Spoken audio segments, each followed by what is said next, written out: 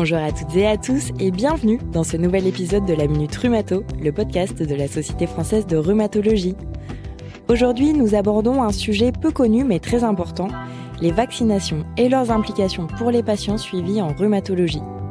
Pour en discuter, nous avons le plaisir d'accueillir le professeur Jacques Morel, rhumatologue au CHU de Montpellier et responsable du Centre de référence des maladies auto-immunes.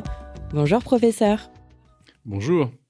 Pour commencer, est-ce que vous pourriez nous expliquer pourquoi il est important pour les rhumatologues de s'intéresser au domaine de la vaccination ? Les traitements que nous utilisons pour nos patients atteints de rhumatisme inflammatoire chronique, de maladies auto-immunes, de vascularites, de maladies auto-inflammatoires ont un effet immunosuppresseur qui expose un peu plus nos patients à un risque de développer une infection sévère. Et donc, important de prévenir ces infections lorsque nous avons les moyens. Et les vaccins sont les moyens de prévenir ces infections.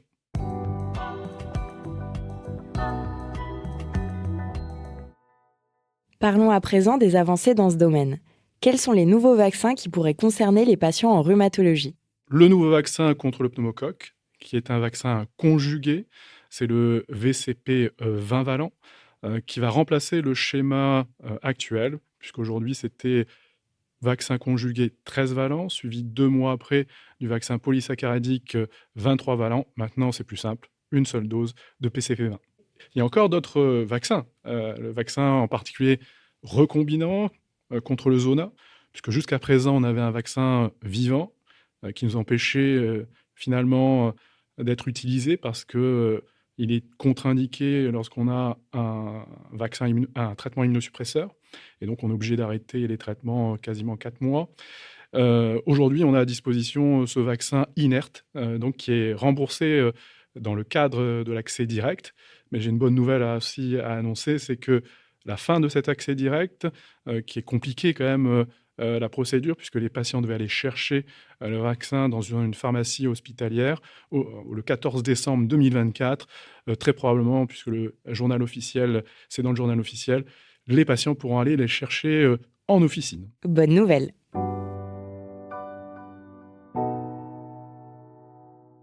Pourriez-vous nous parler de l'actualité vaccinale et des nouveaux vaccins ? Je viens de parler de quelques-uns de ces vaccins. On a vu le vaccin contre le pneumocoque, le vaccin contre le zona. Il ne faut pas oublier aussi que les vaccins contre la grippe, finalement, tous les ans, c'est un nouveau vaccin. Le vaccin contre la Covid-19, puisque ce sont des vaccins saisonniers. On est en période, justement, où il faut réaliser cette prévention et donc réaliser ces vaccins aujourd'hui. Et enfin, les derniers, ce qu'on appelle les vaccins qui sont dirigés contre le virus respiratoire syncytial. Les parents connaissent très bien ce virus puisque c'est le virus responsable des bronchiolites. Et aujourd'hui, nous avons à disposition donc des vaccins pour l'adulte. C'est remboursé pour la femme enceinte au dernier trimestre.